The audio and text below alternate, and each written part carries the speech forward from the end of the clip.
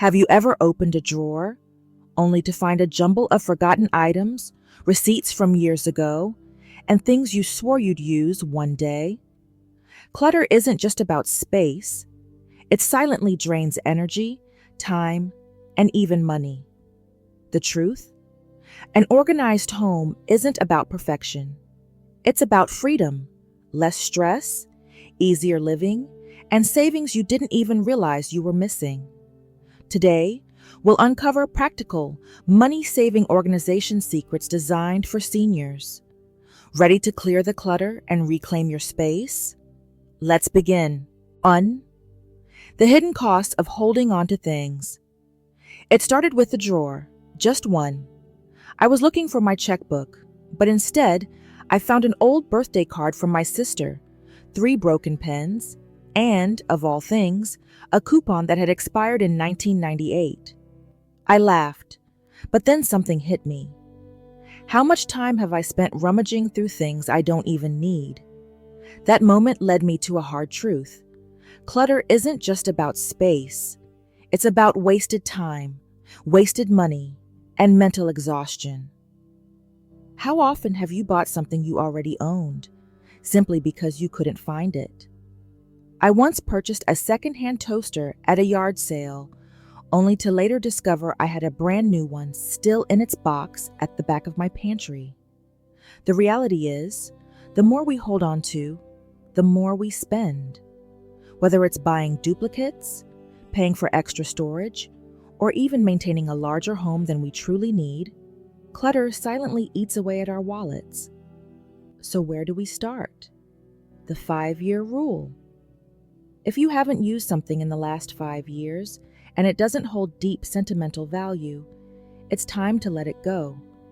Give yourself permission to release what no longer serves you. If you're unsure, place it in a box, seal it, and set a reminder to check it in 6 months. If you haven't needed it by then, it's safe to say you never will. Clearing space means clearing stress. It means finding what you need when you need it, and knowing that everything in your home has a purpose. 2. Clutter and safety, the tripping hazard we ignore.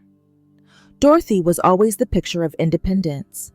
At 76, she still walked every morning, hosted family dinners, and had a sense of humor that could make anyone laugh. Then one evening, she tripped over a pile of old magazines in her hallway, a broken hip, weeks in the hospital, and just like that, everything changed. Her story isn't unique. Falls are one of the biggest risks for seniors, and clutter is often the unseen culprit. That extra side table in the hallway, the stacks of newspapers near the door, the shoes left in a rush by the entryway, they're all accidents waiting to happen. I had my own wake-up call one night when I nearly tripped over an extension cord in my bedroom. It made me realize something simple. Our homes should be working for us, not against us. Start by identifying your danger zones: hallways, stairways, kitchens, and anywhere you frequently walk. Take a hard look at what's in the way. Do you really need that old chair no one sits in? That pile of books collecting dust on the floor? One small change can make a huge difference. I replaced my bulky coffee table with a slim, easy-to-move ottoman. A friend installed motion sensor lights in her hallway. Another neighbor used simple stick-on hooks to keep her wires and cords out of the way. Clearing space isn't just about tidiness. It's about safety, peace of mind, and keeping yourself strong for the years ahead. 3. The emotional toll of too much stuff. For years, my basement was off limits. Every time I went down there, I felt an overwhelming sense of dread. Boxes filled with clothes I no longer wore, decorations from holidays long past, and things I might use one day. But that day never came. Clutter isn't just physical. It carries emotional weight. The dress you haven't worn in 20 years but can't get rid of because it reminds you of a different time in your life. The stack of old letters from a friend you lost touch with. The gifts you never used but feel guilty about donating. I watched my friend Marie struggle with this. She had an entire room filled with belongings from her late husband. For years, she couldn't bring herself to touch anything. "It feels like letting go of him," she whispered. Then one day, she made a shift. She chose a few meaningful items: his favorite sweater, a love note he had written to her, a small box of keepsakes, and created a memory corner. Everything else, she donated to a charity in his name. She told me later, "I didn't lose him. I just made space for myself again." If you're feeling weighed down by your belongings, ask yourself, does this bring me peace or pressure? If an item makes you feel burdened, it's not serving you. Try the one shelf method. Pick one shelf, one drawer, or one small space to declutter. It's not about rushing. It's about reclaiming your home one piece at a time. Because at the end of the day, your home should reflect who you are today, not just who you were yesterday. 4. Letting go without losing memories. The attic had become a time capsule. Every time I opened the door, I was met with boxes upon boxes, old clothes, yellowing newspapers, my children's school projects, and keepsakes from travels long past. I told myself they were too precious to get rid of. But the truth? They were holding me hostage. One afternoon, my daughter came over. "Mom," she said gently, "let's go through some of this together." I resisted at first, but as we sifted through the piles, we found something unexpected. Stories. The handwritten letters from my best friend in college. A faded concert ticket from a date with my late husband. A dress that once made me feel unstoppable. And that's when it clicked. Memories aren't in things. They're in us. Instead of keeping everything, I started taking photos of items that held meaning. My daughter suggested we create a digital memory album, one where I could flip through these treasures without needing to store them physically. It changed everything. If you're struggling to part with sentimental items, try this. Pick 5 things that bring you the most joy and let them be your keepsakes. The rest, photograph them, write down their story, and pass them on. Your home should be filled with things that serve your present, not just your past. Because what matters most isn't what we keep, it's what we carry forward in our hearts. 5. Giving items a second life. Marie always had a passion for quilting. Over the years, she had collected an enormous stash of fabric, buttons, and thread, far more than she could ever use. She knew she needed to downsize, but each time she tried, she'd hesitate. "This belonged to my grandmother," she'd say, holding up a fabric square, or, "I bought this on a trip with my sister." Then one day, she had an idea.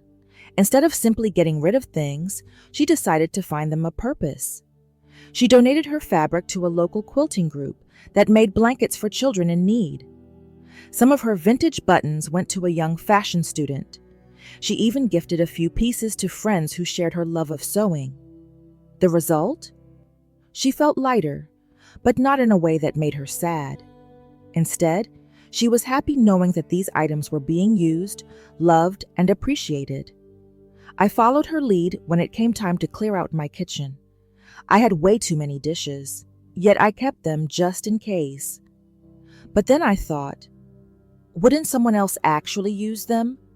A neighbor's granddaughter was heading off to college, so I packed up a box for her. A local shelter needed kitchen supplies, so I donated another batch. If you're struggling with letting go, think of who could benefit from your items. Giving them a second life makes parting with them feel less like a loss and more like a gift. Because in the end, the joy isn't in owning things. It's in knowing they're being put to good use. 6. The one in, one out rule. I used to joke that my closet was a living thing, always expanding, never shrinking. I'd buy new clothes, but never get rid of the old ones. The result? A cluttered mess where I couldn't find anything. Then I heard about a simple rule. For every new item you bring into your home, one has to go. At first I resisted. It felt wasteful, but then I tried it. The next time I bought a new sweater, I picked an older one I hadn't worn in ages and donated it. The effect was immediate: less clutter, easier decisions, and a closet that actually worked for me. This rule doesn't just apply to clothes. It works for kitchenware, books, decorations, anything that tends to pile up. Instead of accumulating, it helps you maintain balance. So before bringing something new into your home, ask yourself, what am I willing to let go of in return? Because the secret to staying organized isn't just about decluttering once. It's about keeping things in check for good. 7. Rethinking storage, vertical and hidden spaces. I used to think storage meant shoving things into closets and hoping the door would still close. That is, until one evening when I opened my hallway closet and an avalanche of scarves, hats, and random bits of holiday decorations came tumbling down. That was my moment of reckoning. I didn't need more space. I needed smarter space. That's when I discovered vertical storage. Instead of cramming things into low cabinets, I installed a few floating shelves in my kitchen and bathroom. Suddenly, everything had its place. My spice jars sat neatly in a rack instead of being lost in a cluttered drawer. My cleaning supplies were hanging inside a cupboard door rather than scattered under the sink. A friend of mine, Margaret, took it a step further. She lived in a small apartment and swore by underbed storage bins and ottomans with hidden compartments. "You wouldn't believe how much space I've saved," she told me. "I feel like I can finally breathe." If you're feeling overwhelmed by clutter, look up, look down, and rethink how you use your space. Over-the-door organizers, stackable bins, and multi-purpose furniture can work wonders. Sometimes it's not about what you own. It's about how you store it. 8. Labeling and categorizing for easy access. There was a time when my pantry felt like a treasure hunt. I'd go looking for a can of soup and end up finding a bag of sugar I forgot I had. The worst part? I kept buying things I didn't need because I didn't know what I already owned. One afternoon, after watching my granddaughter sort her craft supplies into color-coded bins, I had an idea. What if I did the same with my pantry, closets, and storage spaces? I grabbed a few small bins and labeled them pasta, baking supplies, canned goods. Then I moved to my linen closet, towels, bedding, seasonal decor. The result? Instant organization and no more wasted time digging for things. It seems simple, but having a clear system in place saves time, money, and frustration. No more repurchasing what you already have. No more searching for that one item you swear was somewhere around here. Try this. Pick one area of your home and label everything. It could be a drawer, a cabinet, or even your fridge. Once you see how much easier life becomes, you'll never go back to the old way. 9. The 10-minute tidy rule. I used to believe cleaning had to be an all-day event. The problem? That mindset made me avoid it entirely. I'd wait until the mess became unbearable, and then I'd spend hours trying to fix it. Then one day, my neighbor Carol shared her secret. I never cleaned for more than 10 minutes at a time. She set a timer, picked a small task, clearing off the dining table, wiping down the counters, sorting the mail, and when the timer went off, she stopped. No pressure, no stress, just quick wins that kept her home tidy. I decided to try it. I started by setting a timer before bed, tidying up for just 10 minutes. The next morning, I woke up to a peaceful, clutter-free kitchen. That little bit of effort changed my entire mood for the day. If the idea of organizing feels overwhelming, start small. One task, one space, one moment at a time. A few minutes each day will keep your home and your mind clear and calm. 10. Repurposing. What you already have. One afternoon, I was standing in the middle of my kitchen, staring at a cluttered countertop. I had spent years collecting storage containers, baskets, and fancy organizers, yet somehow my space still felt chaotic. That's when I had a realization. I didn't need more storage solutions. I needed to rethink the ones I already had. I started with an old wooden bread box. It had been sitting unused for years, but instead of getting rid of it, I turned it into a storage space for my mail and keys. Then, I took a few empty mason jars and repurposed them to hold my measuring spoons and kitchen utensils. By the time I was done, my space looked neater, and I hadn't spent a dime. My friend Linda took this idea a step further. She transformed an old dresser drawer into a rolling storage bin under her bed. Another friend turned empty shoe boxes into drawer organizers. The possibilities were endless. Before you go out and buy new storage containers, take a look around. Can that old coffee hold your loose change? Can that basket be used for toiletries? Sometimes, the best organizing tools are already in your home.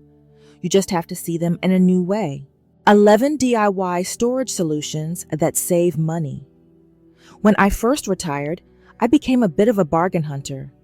I loved the thrill of finding ways to save money, and home organization was no exception.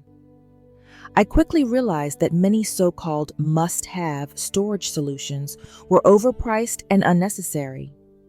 That's when I decided to get creative. Instead of buying a fancy spice rack, I used a simple tension rod inside my cabinet to hold small jars. Instead of spending on expensive jewelry organizers, I used an ice cube tray for earrings and small compartments in an old sewing kit for my necklaces. My neighbor, Alice, is even craftier than I am. She repurposed an old wooden ladder into a blanket rack for her living room. Another friend turned an old cookie tin into a sewing kit. The best part? These solutions weren't just budget-friendly. They added character to our homes. If you're looking to organize on a budget, start small. Search for creative ways to repurpose what you already have. Look up DIY hacks, visit thrift stores, and think outside the box. You don't need to spend a fortune to create a home that's neat, functional, and uniquely yours. 12th, shopping smart. When and where to buy organization products. I learned this lesson the hard way. I once spent nearly $100 on matching storage bins, only to later find the exact same ones at a discount store for a fraction of the price. That's when I started paying attention, not just to what I was buying, but when and where I was buying it. I discovered that storage solutions go on sale at predictable times: January for New Year's decluttering, back to school season, August, September, and even spring cleaning months. Waiting for these sales saved me more money than I ever expected. Another trick? Thrift stores and dollar stores. I found sturdy baskets, drawer dividers, and even decorative boxes for a fraction of the cost. And let's not forget about online marketplaces.